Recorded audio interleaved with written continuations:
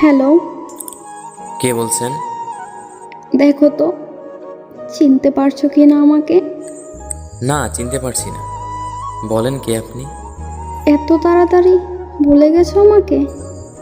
মনে রাখার মতো কি কোনো কারণ আছে যে মনে রাখবো? তো এতদিন পরে কি মনে করে ফোন দিলেন? বেঁচে আছি না মরে গেছি এটা জানার জন্যে? মরি নেই, বেঁচেই আছি। আমি তো আপনাকে আগেই বলেছিলাম, কেউ ছেড়ে চলে গেলে কেউ মরে যায় না, কিন্তু কিভাবে যে বেঁচে থাকে সেটা শুধু সেই জানে। আপনাকে বলে লাভ নেই, আপনি ওগুলো বুঝবেন না।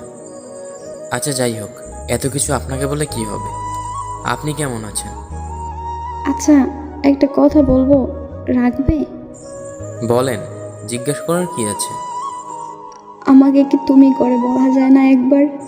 আমার কি অধিকার আছে আপনাকে তুমি করে বলবো?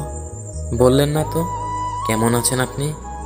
তোমাকে ছাড়া আমিও ভালো নাই, কিন্তু এই কথাটা বলতে তুমি তো আর বিশ্বাসই করবে না। মিথ্যা কথাটা আর না হয় নাই বললেন, আর কত মিথ্যা বলবেন?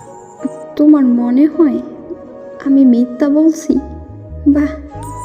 সেই ভুল ধারণাটা তো আপনিই ভেঙে দিছেন। কেন? আমি আবার নতুন করে কি করলাম? 4 বছর ধরে একটা মিথ্যা কথা বলে গেছেন, বুঝতেও পারিনি আমি। কতই না বলতেন ভালোবাসি ভালোবাসি, কিন্তু এটা যে মিথ্যা বুঝতেই পারিনি। আমি তোমাকে ভালোবাসি এই কথাটা মিথ্যা বলছি? মিথ্যা ছিল এই কথাটা? তা নয় তো কি, সত্যি বলছেন? যদি ভালোই বাসতেন তাহলে মাঝপথে ছেড়ে এইভাবে চলে যেতে পারতেন না। একবার হলেও ভাবতেন আপনি চলে গেলে আমার কি হবে, আমি কিভাবে থাকব। কি হলো, চুপ করে আছেন কেন? কিছু বলেন। না, আর কি বলবো? বলার মতো কি আছে আমার? একটা কথা কি জানেন, আমি নিজের থেকেও বেশি আপনাকে বিশ্বাস করতাম। আমি সবসময় ভাবতাম আপনি কথা দিয়ে কথা রাখতে পারেন। যেদিন আপনি আমার হাতে হাত রেখে কথা দিয়েছিলেন, তারপর থেকে আমি ভাবতাম আপনি শুধু আমার। আচ্ছা যাই হোক, বাদ দেন এগুলা। কোথায় আছে সে? এই তো, বন্ধুদের সাথে বাহিরে গিয়েছে। আচ্ছা একটা কথা বলেন তো, সে কি আমার মতো করে আপনাকে খেয়াল রাখে, আমার মতো করেই ভালোবাসে?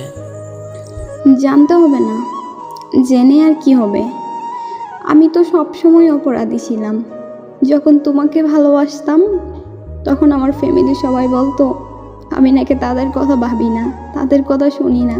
আর এখন যখন ফ্যামিলির কথা শুনে তোমাকে ছাড়তে হলো, এখন তুমি বলতেছো আমি বেঈমান, আমি অপরাধী, আমি খারাপ।